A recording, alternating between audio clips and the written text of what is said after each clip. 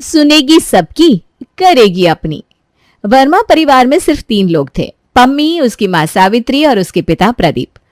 पम्मी इकलौती संतान थी, इसलिए उसके माँ बाप ने उसे बहुत लाड़ किया था, जिससे उसके अंदर एक बड़ी अजीब आदत आ गई थी। अरे पम्मी उठ जा, देख 10 बज गया है। कि बच्ची, रात को मैंने कहा था कि सुबह 7 बजे उठ जाना, 10 बजे तक रानी आंटी के घर जाना है, तब तो बड़ा हाँ हाँ कर रही थी, अब क्या हुआ? अरे तुम्हें तो पता है ये बस हाँ हाँ ही करती है, सुनती कुछ नहीं है। नहीं नहीं, दरअसल ये सुनती तो सबकी है लेकिन करती अपनी है। यही तो बात है। अरे क्या आप लोग भी मेरे सर पर खड़े होकर बातें कर रहे हो? अरे जल्दी उठ जा, रानी आंटी के घर जाना है। अरे यार। अच्छा एक काम कर, तू आराम से उठकर आ जाना, हम लोग जा रहे हैं, लंच आज वहीं है। ठीक है, आ जाऊंगी। सिर्फ हाँ हाँ नहीं करना है, आ जाना है, वरना भूखा रहना पड़ेगा। और हाँ, सलवार सूट पहन कर आना। तुझे पता है ना वो पुराने ख्यालात की है, उन्हें ये जीन्स टॉप सब पसंद नहीं है। ओके ठीक है, जाओ ना आप। सावित्री और प्रदीप ये बोलकर चले गए। पम्मी आराम से 11 बजे तक सोती रही, फिर उठी, तैयार होकर रानी आंटी के घर पहुंची, लेकिन वो सलवार सूट की जगह शॉर्ट्स पहनकर पहुंच गई थी। ये क्या है? मैंने तुझे समझाया था ना कि सलवार सूट पहनकर आना, फिर ये क्यों? मम्मी मुझे इसमें कंफर्टेबल लगता है ना। अरे पर उस समय तो तू ओके ओके बोल रही थी। सावित्री, अपनी बेटी सुनती सबकी है पर करती अपनी है। पम्मी की यही आदत थी, वो सुनती सबकी थी लेकिन करती सिर्फ अपनी थी। कुछ दिन बाद पम्मी, प्रदीप और सावित्री बाजार घूमने जाते हैं। खरीदारी के दौरान प्रदीप को भूख लगने लगती है। अरे पम्मी, मुझे भूख लग रही है, तू सामने वाले रेस्टोरेंट में जाकर कुछ ऑर्डर कर दे, हम लोग थोड़ी देर में आते हैं। ठीक है पापा।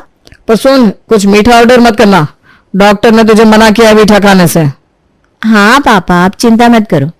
पम्मी रेस्टोरेंट पहुंचती है और खुद को रोक नहीं पाती और उसने बहुत सारा मीठा ऑर्डर कर दिया, जैसे कि रसगुल्ले, गुलाब जामुन और फालूदा भी। जब तक प्रदीप और सावित्री वापस आए, उसकी टेबल तो मिठाइयों से भरी पड़ी थी। ये क्या हो रहा है? पम्मी ये सब क्या है?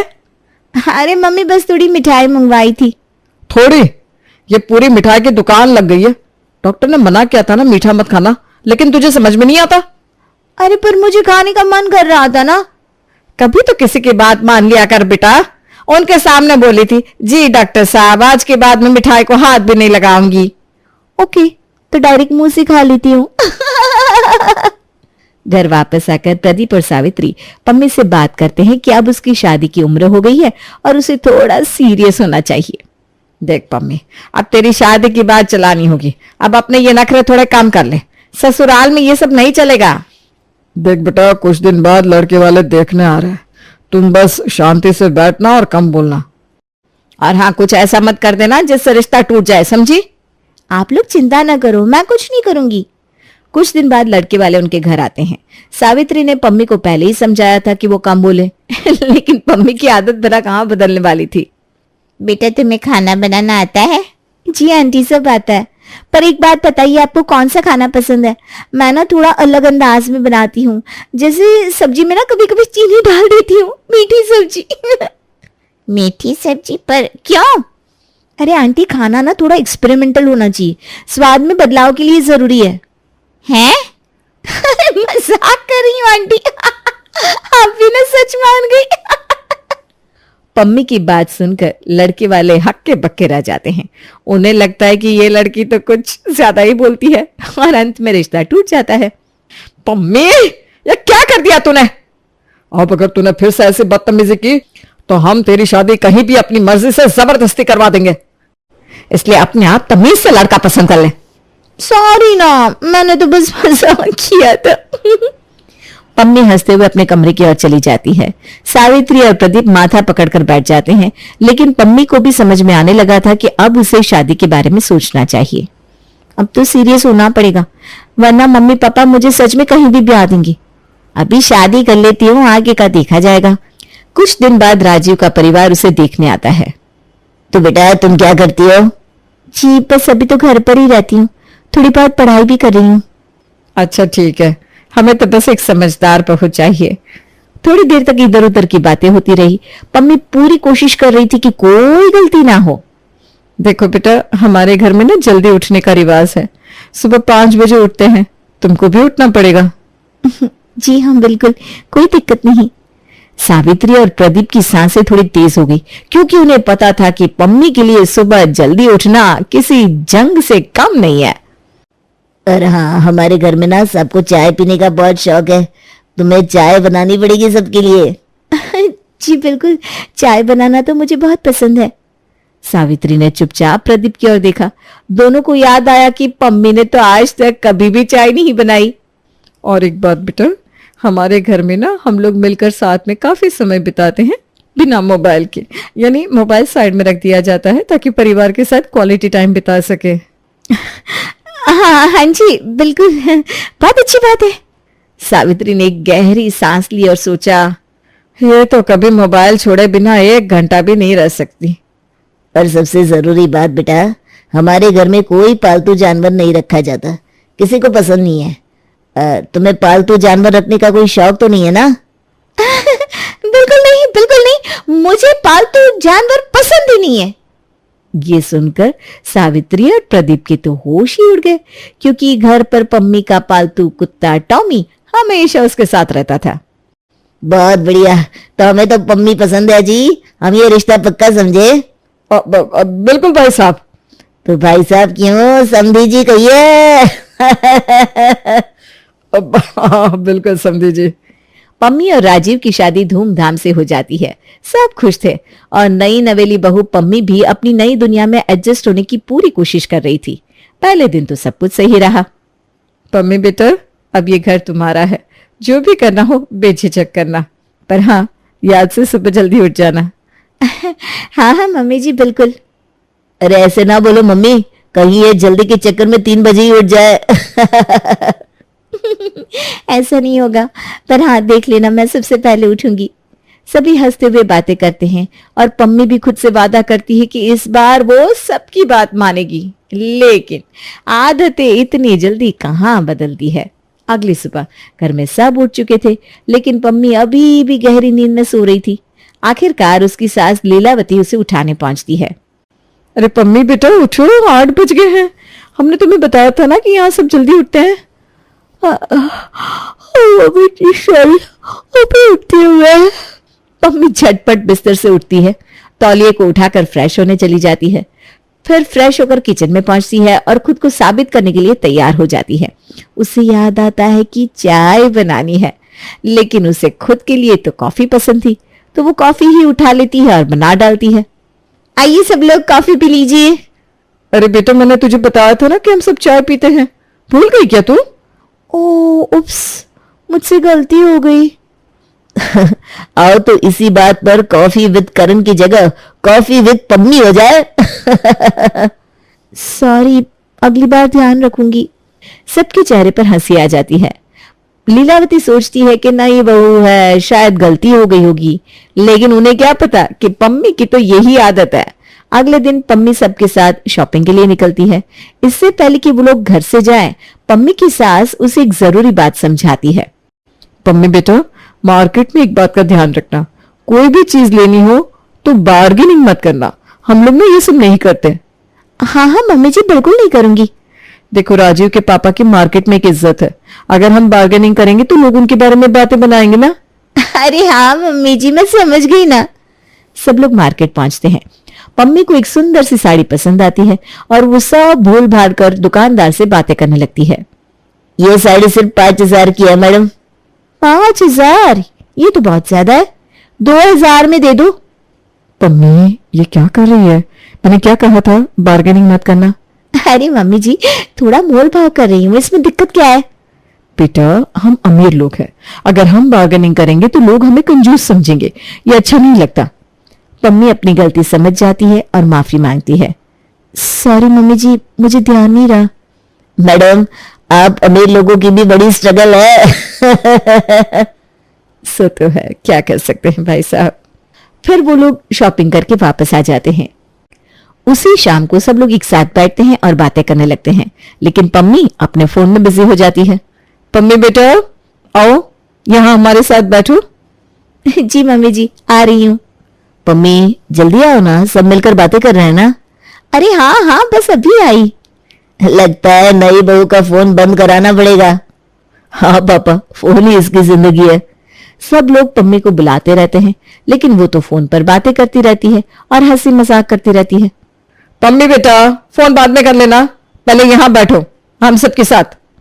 ओ सॉरी मम्मी जी, बस बात इतनी लंबी हो गई कि टाइम का पता ही नहीं चला। मम्मी, पम्मी सुनती तो सबकी है पर करती अपनी है। सब हंसने लगते हैं और पम्मी भी मुस्कान के साथ वहीं बैठ जाती है। राजीव उस समय तो हंस दिया था, लेकिन उसे पम्मी का ये रवैया अच्छा नहीं लगा था। इसलिए जब रात का वक्त होता है, पम्मी और राजीव अपने कमरे में होते हैं, तो राजीव पम्मी से सीरियस होकर बात करता है। पम्मी, एक बात कहूं? हाँ कहो ना। तुम सुनती तो सबकी हो, लेकिन करती सिर्फ अपनी हो। ये सही नहीं है।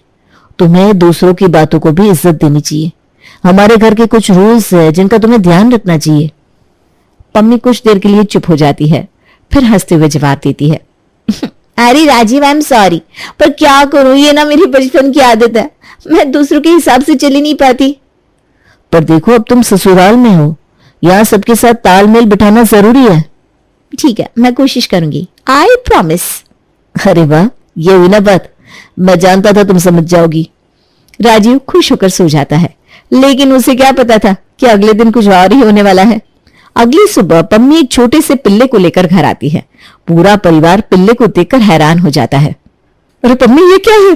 तुम घर में पपी क्यों ले आई? मम्मी जी, पप्पी सब बहुत प्यारे होते हैं, देखो ना कितना क्यूट है ये। पिल्ला? पर हमने कहा था ना हमें पालतू जानवर पसंद नहीं है। पम्मी, तुमने कल ही कहा था ना कि अब दूसरों के हिसाब से चलोगी। हाँ, पर ये पिल्ला देखो तो सही, इससे ना सबका मूड अच्छा हो जाएगा। सभी लोग थोड़े गुस्से में थे, लेकिन पम्मी की एक्साइटमेंट और पिल्ले की मासूमियत देखकर धीरे धीरे माहौल बदलने लगता है। ठीक है, चलो इसे रहने देते हैं। वैसे ये सच में क्यूट है।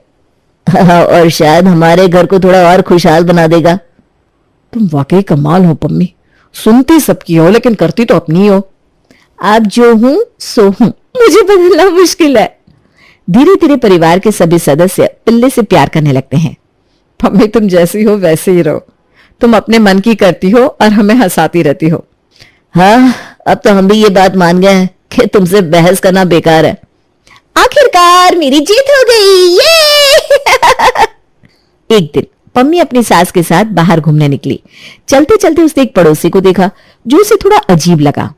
मम्मी जी, ये जो सामने वाले हैं ये हमारे पड़ोसी है ना? हाँ, पर उनसे दूर रहना बेहतर है। क्यों, आप लोग इनसे बात भी नहीं करते? कभी इनके घर आते जाते भी नहीं देखा? अरे ये आदमी बहुत अजीब है पम्मी, हम उसे पसंद नहीं करते, उससे बात मत करना। ठीक है मम्मी जी।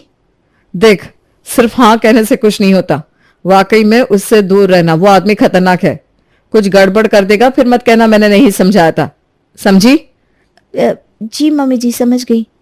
लेकिन पम्मी थी अपनी आदत से मजबूर। अगले ही दिन वो उस पड़ोसी के घर पहुंच गई, पर वहां से वापस आते हुए उसे राजीव ने देख लिया। पम्मी, तुम उस अजीब आदमी के घर से आ रही हो? मम्मी ने तुम्हें मना नहीं किया था? सुनो राजीव, मैं ना बस क्या? मम्मी ने साफ कहा था कि उससे दूर रहना। अगर कुछ हो जाता तो तुम्हें समझ में क्यों नहीं आता? लेकिन राजीव, वो आदमी ऐसा भी। मुझे कुछ नहीं सुनना, तुम हमेशा अपनी मनमानी करती हो। अगर मम्मी ने कुछ कहा है तो उसका मतलब होता है, कुछ हो जाता तो? आप मेरी बात तो सुनो, वो आदमी। बहाने मत बनाओ पम्मी, और अब मुझसे बहस मत करो, ये कोई मजाक नहीं है। पम्मी चुप हो जाती है। राजीव की डांट सुनकर वो थोड़ी मायूस हो गई। कुछ दिन बाद एक सुबह घर के सभी लोग पम्मी को ढूंढ रहे थे, लेकिन वो कहीं दिखाई नहीं दी। अरे पम्मी कहाँ गई? सुबह से नजर नहीं आ रही। कहीं फिर से पड़ोस में तो नहीं चली गई? फिर वही गई होगी। मम्मी ने भी मना किया, मैंने भी साफ मना किया, लेकिन मानती नहीं है। चलो देखते हैं। वो सब तेजी से पड़ोस के घर की ओर बढ़े, लेकिन वहां पहुंचने पर देखा कि दरवाजे पर ताला लगा हुआ था। अरे, यहाँ तो ताला लगा है, अब ये कहाँ चला गया? तभी एक पास खड़ा आदमी उनकी ओर इशारा करते हुए बोला, वो देखिए, वो आदमी एक ऑटो में जा रहा है और आपकी बहू भी उसके साथ गई है। क्या? पम्मी उसके साथ ऑटो में? ये लड़की हमारी एक नहीं सुनती, आज तो नाक ही कटवा देगी। सब जल्दी से दूसरे ऑटो में बैठकर उस ऑटो का पीछा करने लगे। कुछ ही देर बाद वो ऑटो एक अस्पताल के सामने जाकर रुका। वो देख रहे थे कि उस आदमी को स्ट्रेचर पर डालकर अस्पताल के अंदर ले जाया जा रहा है। अरे ये क्या हो रहा है? अब चलो देखते हैं क्या तमाशा है। वो सब अस्पताल में दूर खड़े होकर देखने लगे। पम्मी डॉक्टर से बात कर रही थी। अच्छा किया आप इन्हें सही समय पर ले आई, इसीलिए हम इन्हें बचा पाए। राजीव फौरन पम्मी के पास गया और गुस्से में सवाल करने लगा। पम्मी क्या है ये सब? तुम उसके साथ अस्पताल क्यों आई हो? मम्मी ने मना किया था ना कि उसे नहीं मिलाए। आप मेरी बात तो सुनो एक बार। क्या सुनो तुम्हारी बात? तुम सुनती हो क्या हमारी? शांत हो जा राजीव, उसे अस्पताल आना पड़ा तो बात कुछ सीरियस ही होगी। पापा जी वो आदमी खतरनाक या अजीब नहीं है, बस अकेला है, कोई उससे बात नहीं करता, इसलिए वो चिड़चिड़ा हो गया है। और एक वजह यह भी है कि उसे दिल की बीमारी है। दिल की बीमारी? हाँ, मैंने उससे प्यार से बात की तो उसने अपनी हालत बताई। फिर आज उसे क्या हुआ है? आज उसे हार्ट अटैक आया, पर अच्छा हुआ कि उसने मुझे कॉल डायल कर दी तो मैं उसके घर पहुंच गई।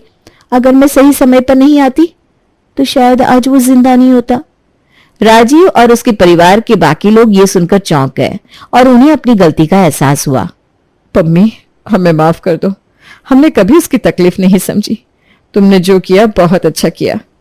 हाँ पम्मी, तुमने उसकी जान बचा ली। अगर तुम अपने मन की नहीं करती तो आज ये आदमी जिंदा नहीं होता। कभी कभी दूसरों के मन की सुनने से ज्यादा जरूरी होता है कि हम अपने दिल की सुने। सही कहा तुमने पम्मी, हम सबने उसे गलत समझा और तुमने उसे सही वक्त पर बचा लिया। सभी ने पम्मी की तारीफ की और उन्हें एहसास हुआ कि पम्मी का मनमानी करना हमेशा गलत नहीं होता। उसके बाद से वो लोग उस पड़ोसी से भी बोलना शुरू कर देते हैं।